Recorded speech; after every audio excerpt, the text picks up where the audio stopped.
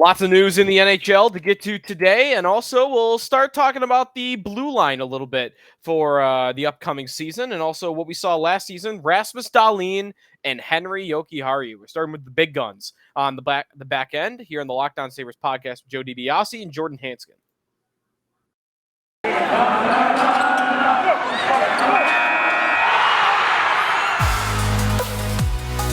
Your Locked On Sabres, your daily podcast on the Buffalo Sabres. Part of the Locked On Podcast Network, your team every day.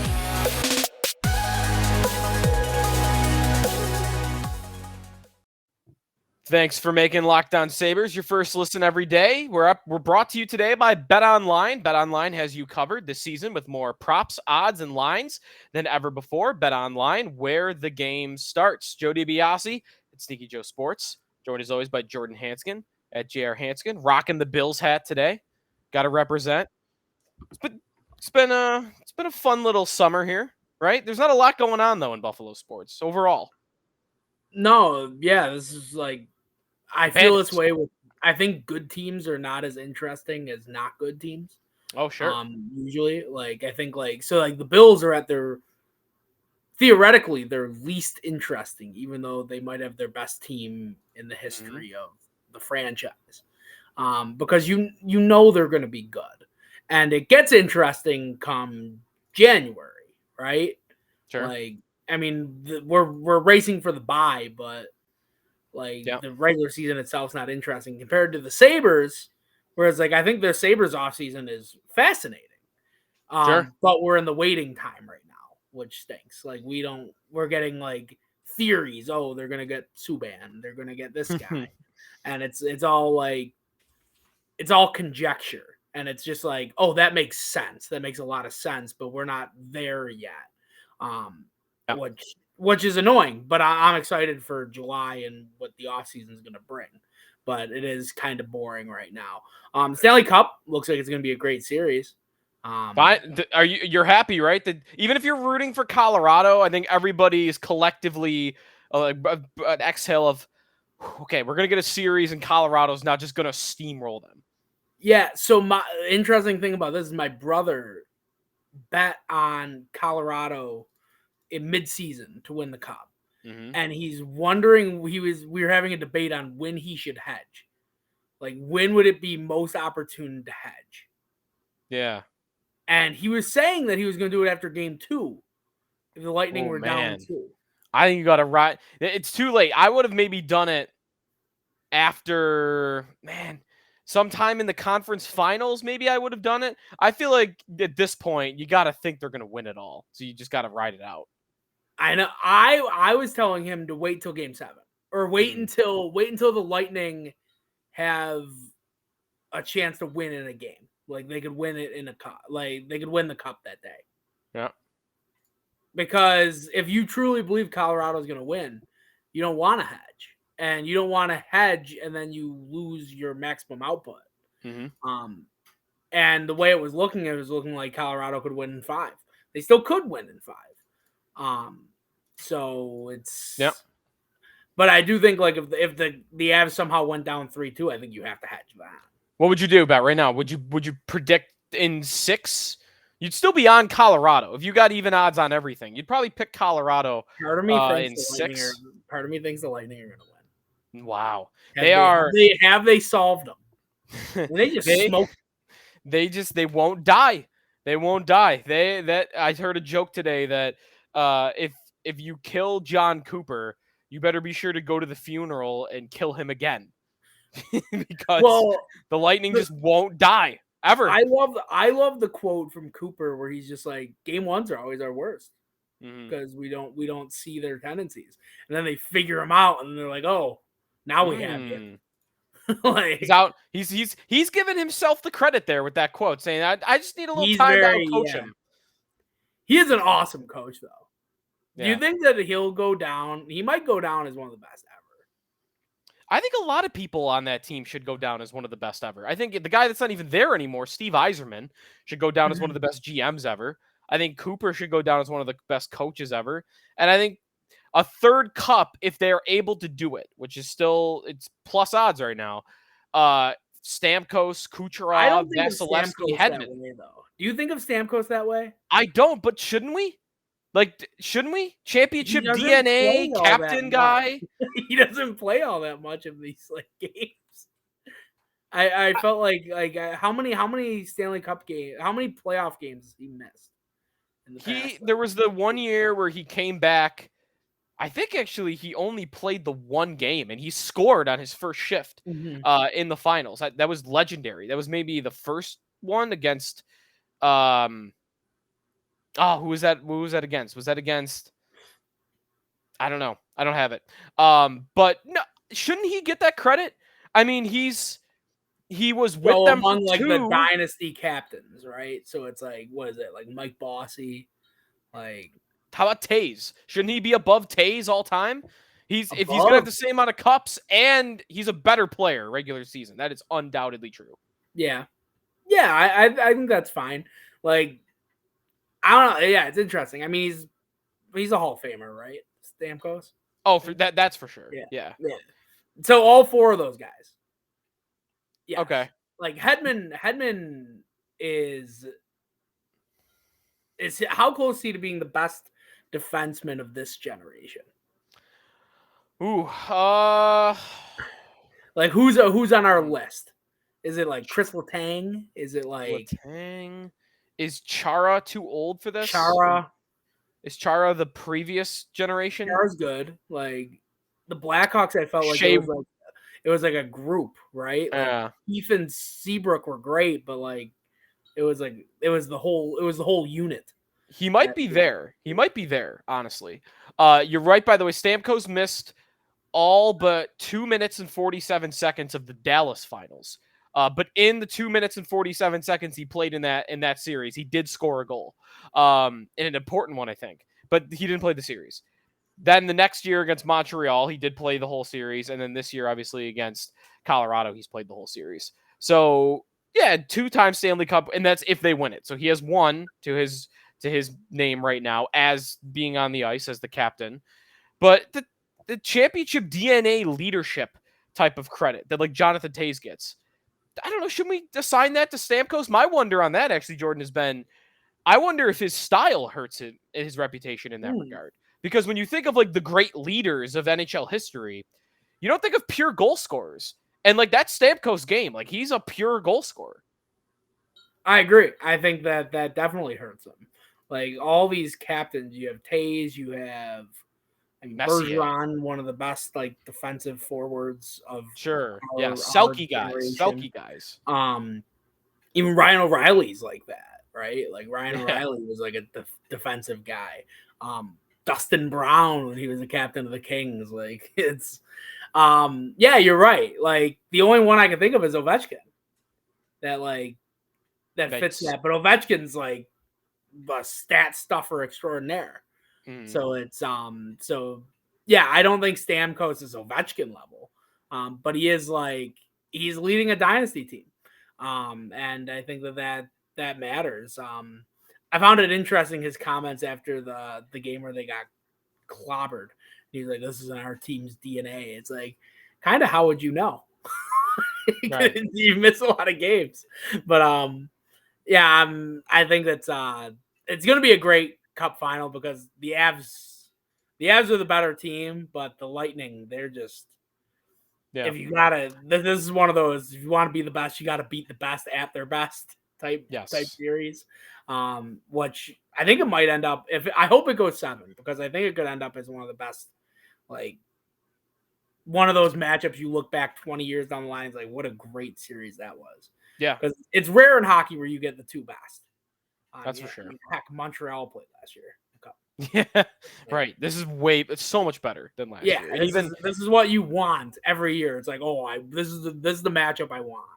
Right. And we finally got one. So a couple other newsworthy things in the league since we spoke last. John Tortorella's back. Torts behind the bench in Philly. Is that just a match made in heaven? He has to be around. Like we need him. We need him. And isn't Philly? Philly's just a perfect spot for him, isn't it? Oh my gosh, he's gonna be so mad at the Penguins all the time. It's gonna be great. Oh, there's pampered stars over there. Mm-hmm. He's gonna be great. Why can't Ristolainen punch him in the head? Oh no, he's gonna love Risto. He's gonna play the hell out of Risto. 30 minutes a night is coming his way. This is such a typical Flyers move, though, right? Like who hates him the said most? What Flyer is gonna hate him the most? Provorov? They don't really have a lot of those guys. I guess Provorov, but they don't have a lot of Kevin Hayes gonna hate him? No, a lot of their guys are big, physical, two-way, gritty guys. I feel like that fits. For Tortorella, it fits. For Tortorella, I think the Flyers fit. If I were the Flyers, I think it's ridiculous that they're bringing in Tortorella and they're going to try to win next year. They need a rebuild pronto. They need to rebuild 2 years ago. They're the Flyers. They don't rebuild. They've even said that. They've said, we're the Flyers. We don't rebuild. So for that part of it, I guess I get it. Because, yeah, that's a good question. Like, who's the guy on the team that, like, you would expect he's not going to get along with? He'll find some. They don't have like a one-dimensional offensive guy like that. Honestly, the one guy that everyone's been assuming is going to go to Philly because he's from there is Johnny Goudreau, who's a free agent. And if I'm Johnny Goudreau, I might go, oh, hold on a second. I might not want to go there after all because that's not going to work well for me, is it? Would he want to take a blank check from the Buffalo Sabres? $15 million for 1 year. Who says no? I don't want 1 year. He's got no. If we're giving him $50 million, I want 3. 15 million. 15 million. Yeah, 3-year deal. 3 years out of him. Yeah. Because I mean, we're not going to be up by the cap for a while. Yeah. Right. Like you could manage long time a guy like Goudreau like. Well, and that actually leads me to our third section of the news section today. This happened last week. We haven't spoken since. The Sabres made a trade. They send nothing, future considerations, to Dallas. They acquire the contract of Ben Bishop. That's $5 million and change on their cap to help them reach the floor. They get a 7th-round pick in return. I guess the question about the Bishop trade for me is, does it do anything for you in regards to the Sabres' aggressiveness? So does the Bishop trade make you feel any stronger or maybe less strong about how aggressive the Sabres will be in free agency? I think I talked to you about this. I think that it's like very concerning to me. Like I think that it's it makes me nervous about their aggressiveness. I know they still have to be, so like I'm not overly worried, but I know that their goal now to me is I want to get to the floor and that's it. Like find a way to the floor. And I don't I get it. And I think it probably is unwise to be like this crazy spender in free agency. I'm optimistic about this team. And I think that there's a lot of potential here.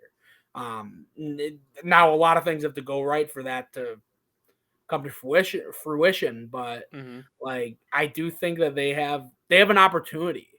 And with Boston trending down and stuff like that, like they have an opportunity to make something happen. And I don't want them to just be satisfied with getting to the floor by any means necessary, taking on a bunch of dumb contracts for a seventh.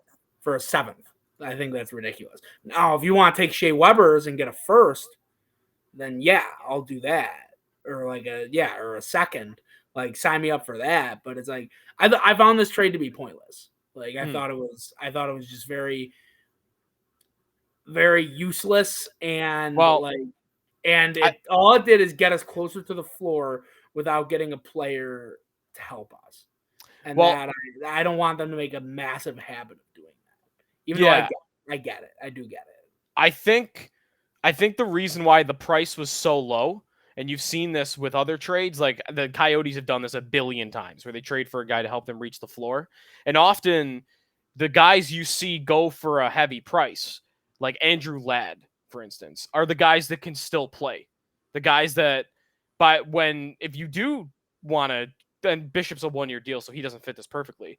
But when you do want to get good, then you're going to have him on your books, and that's going to hurt. David Clarkson is a guy that was this for Columbus a long time ago. And it's somebody that's going to have to eat a spot in your lineup. And the Sabres don't want that.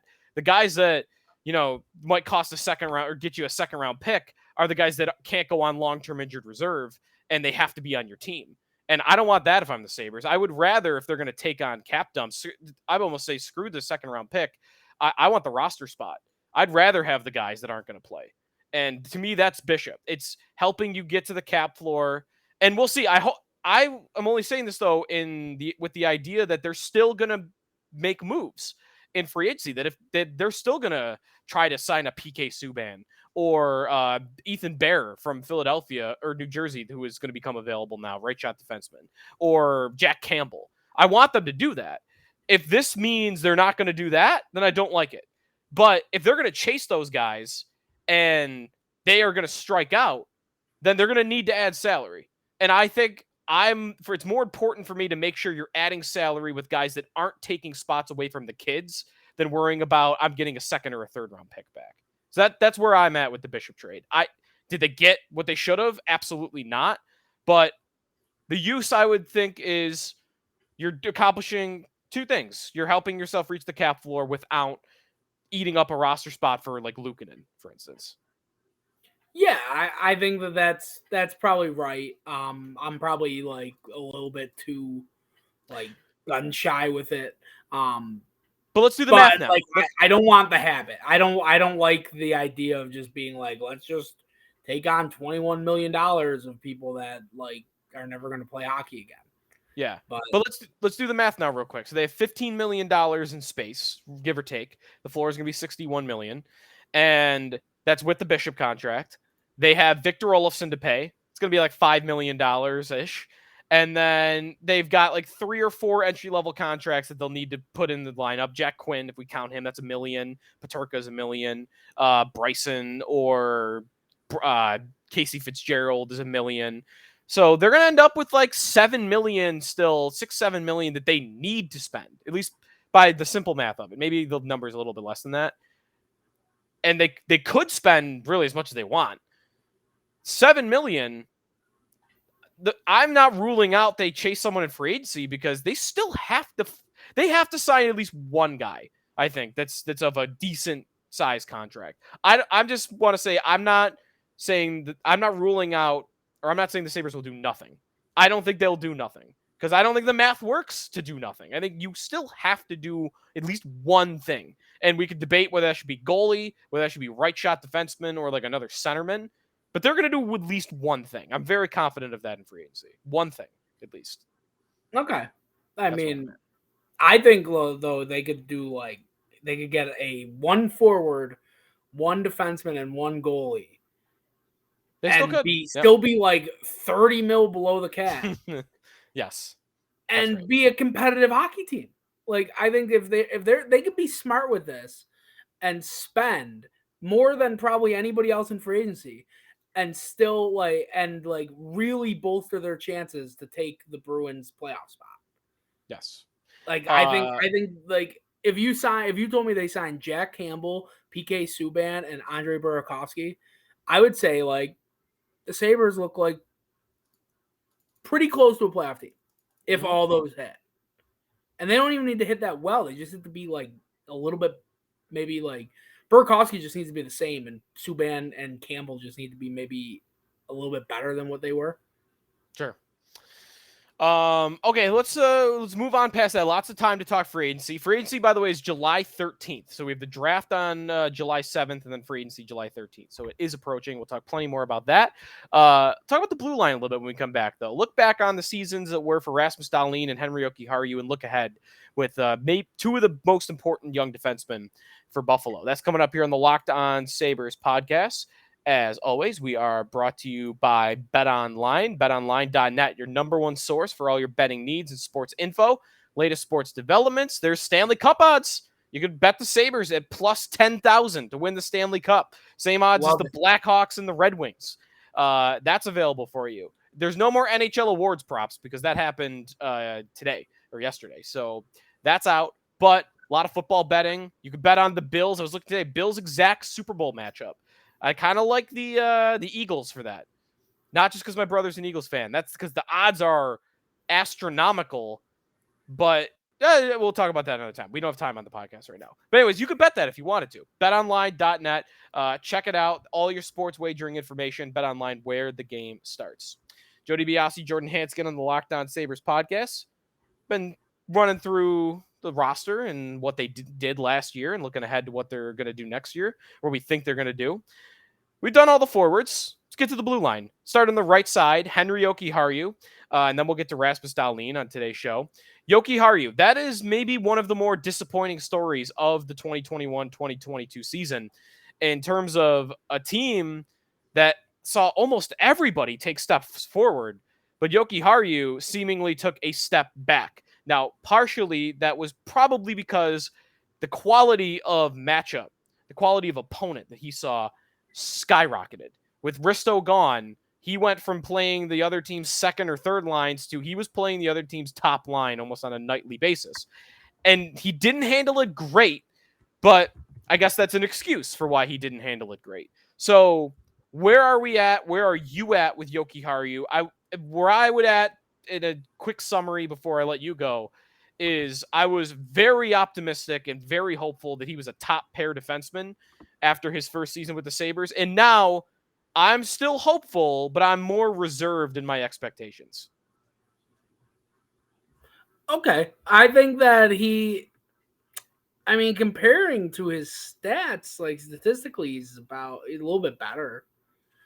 But I get what you're like. I'm just looking at like the basic ones now, like goals, assists, and stuff like that. Like I agree with you. Like I don't think he didn't stand out as much to me. Like the couple years before, like I was like, wow, that guy's really strong in his own end. Like for a 21-year-old, like wow, we traded Alex Nylander for this. Like I'm pretty good with that.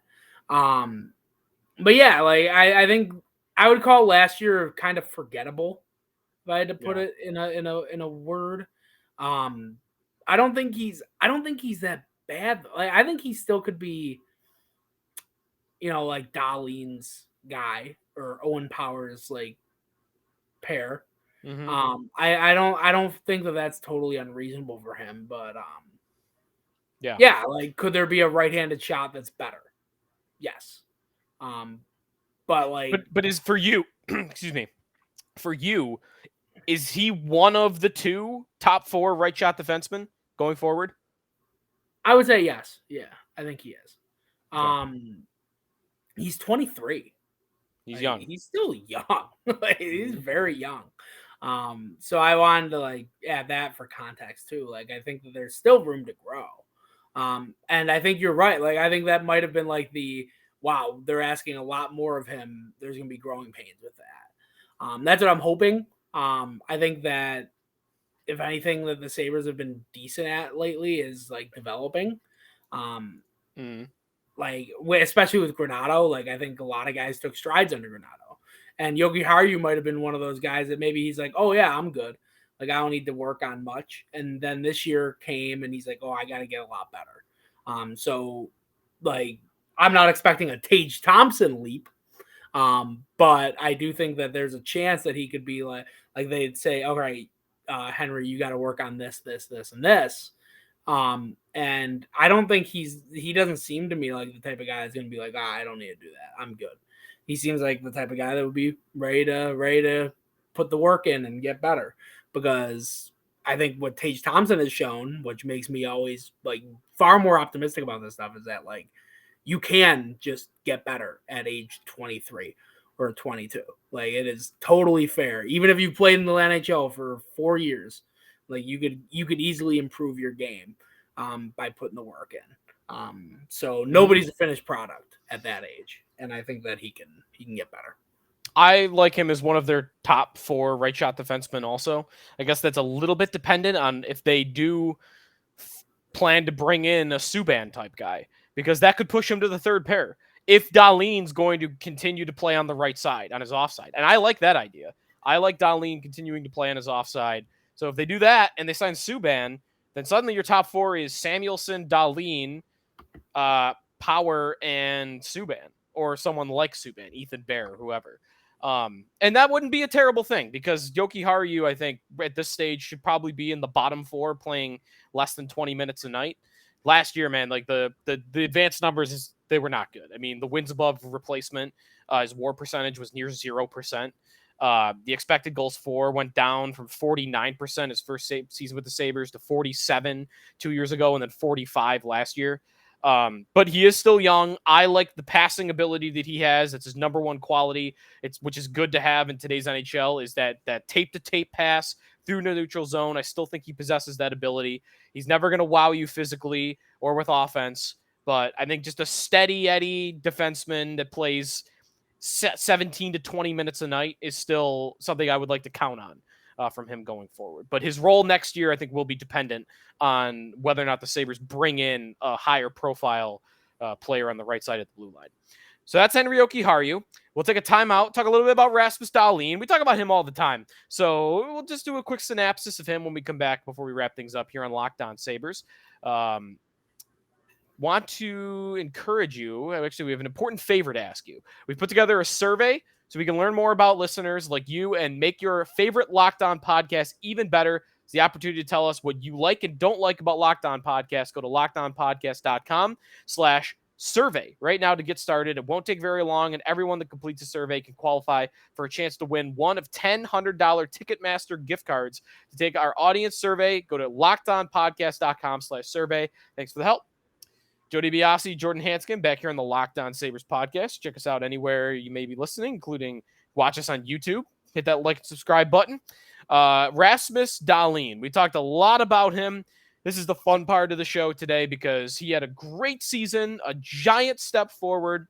The advanced numbers were really strong. Corsi for percentage of 50.1%. The expected goals for number of 46.7%. A little bit of a tumultuous beginning of the season that really stabilized over the second half of the year, maybe around even just before the All-Star break. To your eyes, did the numbers tell the whole story? And I think I know the answer because we've talked about him a million times since the season, but yeah, it felt like this was the jump we were waiting for from Rasmus Dahlin. Yeah, I think I just think he played with a lot of confidence. I think that was the standout thing for me. I think the years prior, like he was definitely shaky. And I think that this year, more than any other, I think that he really felt like he was in control. Which was exciting to see. And he was tasked to do a lot of weird stuff. He played right-handed, right side defense for a decent part of the season, which I actually thought looked pretty awesome. And he said he loved it there. So like I think he gives us like so much more. He showed us a ton that he can do. That he is truly that versatile defenseman that gets picked number one. And like, I think he's the engine for this team, really. Like where you have like guys like Tage Thompson, what was a huge bright spot. Our offense was like clicking with that group, him and Skinner and all that. But make no mistake, the most valuable player on this team is Rasmus Dahlin. And he's the deciding factor, really, when it comes down to it. Like, can the Sabres make the playoffs? Like, well, if Dahlin can help get us there, like that's how it will be done. I wouldn't be surprised if Dahlin is like Norris Trophy candidacy if the Sabres get everything they want to get. Yeah, yeah, that would be huge because power's coming, and if you can get him to be a stud Victor Hedman style defenseman that could log that many minutes, and then Dahlin is also there. I mean, him playing on the right side, I am very interested in the future if he and Power can hook up as like a super pairing. I don't know if I don't need that to happen next year, but maybe 2, 3, 4 years down the road, like someday when those two are both at their peaks and Dahlin is playing full time on his offside on the right. Just those two, the idea of those two logging 27 to 30 minutes a night and just smothering the other team, and every pass is clean and both can jump up into the play and Dahlin can be freed up to do whatever he wants because he's got power back there. There's some real potential. And the strength of this team, if they're ever going to be a Stanley Cup contender, not just a playoff contender, right now, the way you would envision them becoming a Stanley Cup contender is those two leading the way. Dominant blue line for sure. Like, Yeah. I think that seems to be the mold that they're going for, where they're gonna have like 4 good lines and this back end with a flashy puck mover, and then like Owen Power, who's the big guy that can do it all. So like, yeah, I think like that this blue line makes me super optimistic, especially since Dahlin showed everything that he did this year. Final thing I'll throw out on Dahlin. The advanced numbers, I kind of threw them out there without context earlier. The Corsi 4 percentage for Dahlin was 50.1%. Last year, Rasmus Dahlin, who was the Sabres' number 1 defenseman 2 years ago, Dahlin was this year. Corsi 4 percentage for Ristolainen, 43.5%. Dahlin was 7 percentage points better. 7. And the expected goals for Ristolainen was 44%. Dahlin was 3% better. And that's a big 3% even is a lot. The 7% is a massive, massive improvement from Risto to Dahlin of the guy playing the most minutes. So huge season for him. And I echo what Jordan said. Hopefully we can get a Norris level season out of him. Should see the NHL awards real quick because we got to run here. But Austin Matthews wins the Hart Trophy. That was announced tonight. 60-something goals. Yep. We had Igor Shesterkin win the Vezina. That was fair. Yeah. The only award that was very interesting in terms of the voting was the Norris. Cale Makar wins the Norris with 1,631 points. Roman Josi comes in second with 1,606 points. Josi, though, had more first-place votes. So Makar wins the Norris, but Josi had more first-place votes. Makar had way more second-place votes, which pushed him to the top. And I don't have a huge issue with this because I do think Makar is the best defenseman in hockey, so I would have voted for him. But tough for Roman Josi, who had 96 points this season. You get 96 points and don't win the Norris, that's tough. But Makar he probably is was the best player, though. Like, I mean, I think Yeah. Makar is the best defenseman, but if you're talking about like 1 year sample, like Josi. Roman Josi deserved the trophy. Yeah, Like 96 what do the Predators have? Saros is good, right? Like Saros is great, but that's the end of the list. right? Like, what are the Predators besides like Roman Josi might be the only guy I can name on the team. Yeah, well, that Matt Duchene, you should be able to do a couple. Who? I think. Okay, Matt Duchene, who that guy? But that was tough. No Sabres got any votes of any consequence that I saw. Asplund got a vote for the Selke, a 5th place vote I saw. Mike. But that was pretty much it. Is that Harrington? I can neither confirm nor deny. I do not know. All right, we'll put a bow on today's episode. We encourage you to like and subscribe us on YouTube, and be sure to follow us on Twitter. I'm at Sneaky Joe Sports. Jordan's at JR Hanskin. Thanks everybody for listening to Locked On Sabres, making us your first listen every day. If you want more NHL awards talk, head over to Locked On NHL. They cover the playoffs and the NHL awards like no others. You got Cup Final and NHL awards. Check it out. It's free and available wherever you get podcasts.